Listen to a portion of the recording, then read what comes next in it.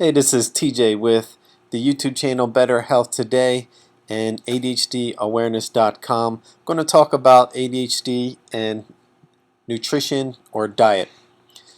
And this is an important topic, something that I just continue to talk about. And I came across this article and I wanted to just share some my thoughts on this article. And it seems that in this article they do the right thing. They base all their information off of studies and off of what the medical industry says, etc., etc., etc. It's hard to really believe what studies say, and there's a lot of reasons for it. One is there are studies that are rigged. There's a lot of money involved. There has been in the past has been shown that there are studies that are rigged because there's a lot of money involved in selling medication. A lot. And if you think about it, if you get to a place where you don't need medication anymore, that really shuts down the medical industry. You don't need to go to the doctor. You don't need health insurance. You don't need pharmaceuticals. And I know some people say, oh, you're just a conspiratorial nut. And I'm not. I mean, there is plenty of information out there about that. Some people say you're just paranoid. No, I'm not. I know diet helps. You have to understand what the proper diet is. Some people are eating things that are not good for diet and they think they are. So let's just kind of go through this article a little bit. I just wanted to share my thoughts on this, as I said. And this article is about, does nutrition play a role in ADHD? Now, the very first line says, there's no evidence that the behavioral disorder ADHD is caused by diet.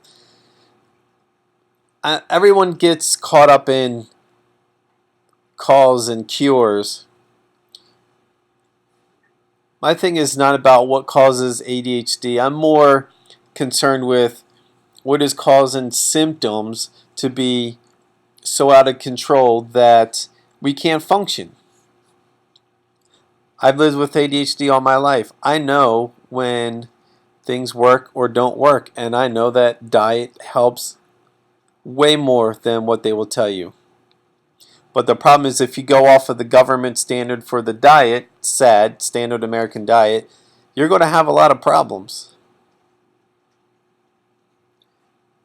So does the absolute underlying cause of ADHD is a diet? No, because there are different things that are diagnosed as ADHD.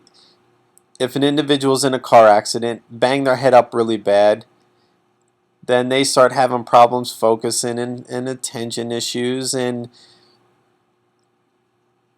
then they will be diagnosed as ADHD. It used to be that mostly ADHD was, and maybe it still is today, was a childhood disorder where hyperactive children can't sit still, can't focus. There's the other side, which it's commonly said that it's in women and girls, is that they're more quiet, reserved, have a lot of problems with depression. There's that side of ADHD. So there are these different ways that ADHD comes about. So if someone has a brain injury and they have ADHD because of that, is diet going to be the cause of ADHD? Well, obviously not. I mean, it's very obvious that it was a brain injury from an accident. Now, they do say that research suggests that for some people, dietary changes can improve symptoms. And in fact, that a substantial amount of research has examined how nutrition affects it. Yes. Go over what is ADHD. You can learn about that on this site. You can learn about that on my site at ADHDawareness.com. You can learn about it on the internet. Just Google it. So the science behind food's effect on behavior is still quite new and controversial. Well, it's only controversial because people want to say diet has nothing to do with it. They don't know what they're talking about. They say, yeah, but there were studies that were done. And just show you, to tell you that I have information about this and I know what I'm talking about is because, like I said, I'm an adult with ADHD. I've lived with it all my life, and I know that when I changed my diet, it helped a lot. Also, there are parents that have changed the diet for their children, got them good quality supplements, and their children were fine. I'd never tell anyone to do this, but they were able to take their children off medication, didn't need it anymore. Does diet and supplements help? Absolutely. It can help. But as this article says, that everyone can agree that certain foods do affect behavior. If you think about sugar, you give sugar, especially to an ADHD child, give them sugar, what do? They are running all over the place, bouncing off walls, going crazy. So we know that, okay, so a food item can have an effect on behavior.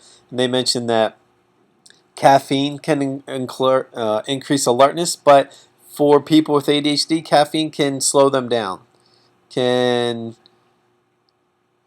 help them focus and concentrate.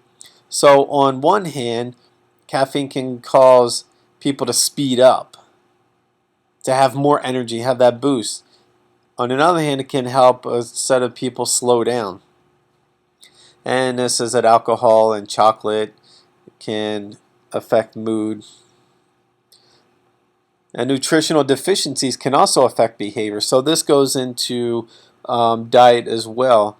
It's common for people with ADHD, and remember I said, just using as a general statement of ADHD, not saying that every single person, because of the different issues. I mean, there are so many different things that get labeled as ADHD.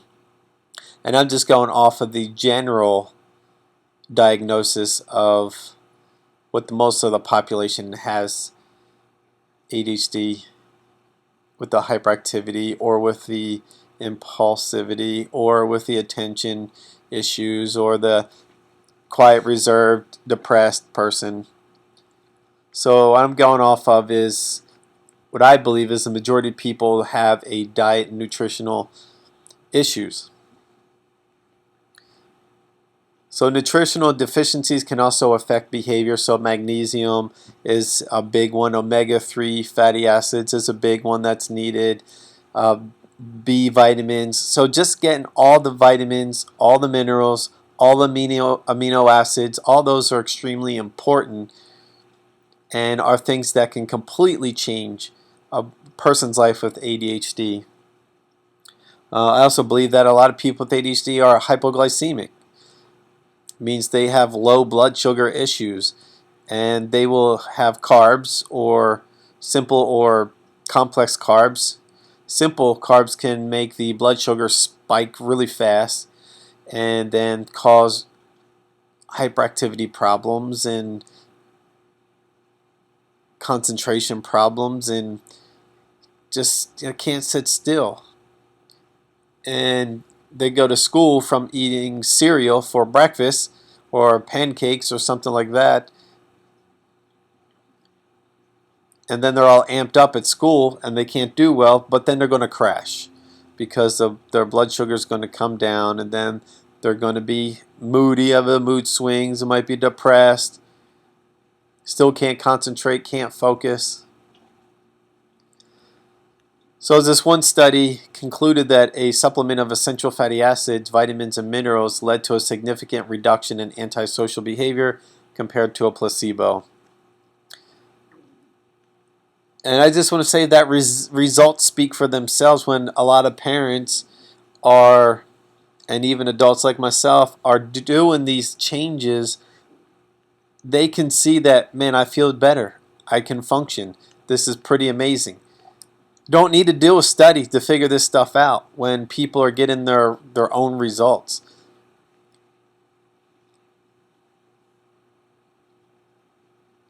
So vitamin and mineral supplements can also reduce antisocial behavior in children. And polyunsaturated fatty acids have been shown to decrease violence. Since foods and supplements have been shown to influence behavior, it seems plausible that they could also affect ADHD symptoms, which are largely behavioral. I know they like to go into everything about, oh, it's dopamine and it's this in the brain, it's that in the brain. But if you take a look at the thyroid, a lot of people with ADHD have low thyroids, end up with adrenal fatigue, end up with an overgrowth of candida, which all of those can cause all sorts of problems, from hyperactivity to focus problems to asthma to allergies.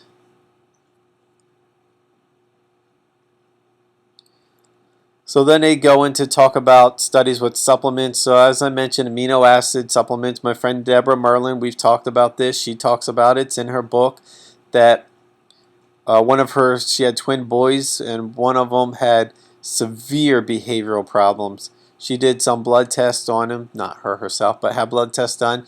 He was deficient in certain amino acids, and when she had an amino acid supplement put together for her son's need, eliminated his behavioral problem.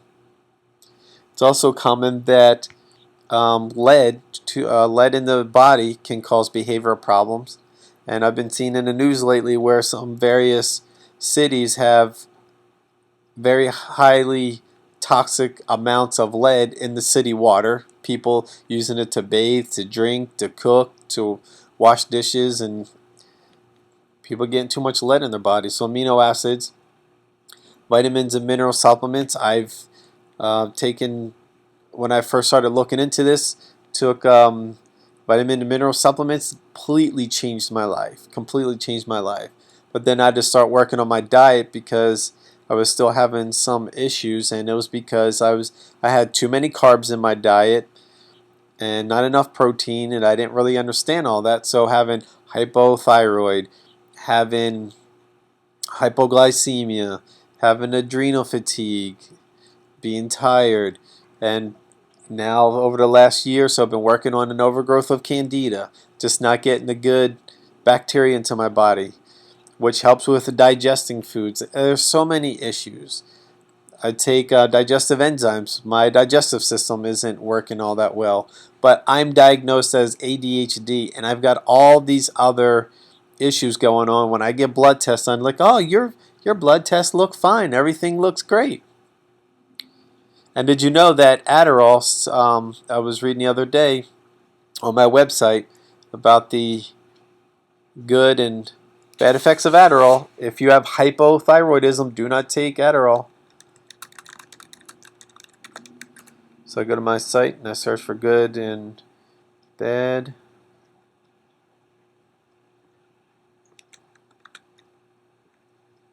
Let's see, hypo. I pulled this right off of the sheet for Adderall. Do not use Adderall if the following applies if you have hypothyroidism. And blood tests don't always show hypothyroidism. How can you tell if you have hypothyroidism? Well, there are things you can do. For example, there are some online questionnaires that you can look at and see if you have a problem with a thyroid. There's a one thing that you can do is, like, for example, I'm cold all the time.